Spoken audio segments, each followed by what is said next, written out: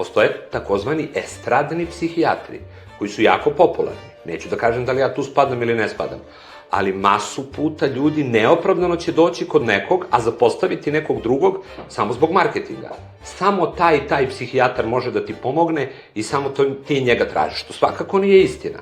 Taj psihijatar može da ima benefite, finansijske ili da mu raste ego, onako, wow, ja sam psihijatar koji ima najveći broj pregleda i to sad govori malo i o njegovoj, odnosno mojoj strukturi ličnosti, ali mislim da kad nekome stvarno treba pomoći i koji je u velikom problemu, vrlo često može da skrene i na pogrešan put i da se nekad ne obrati ljudima koji bi mogli da mu pomognu i adekvatnije, a potpadne pod uticaj sredine, marketinga, estradnog uticaja ko je popularan i tako dalje, i da ode kod nekog ko će mu možda površno pomoći ili neće pomoći.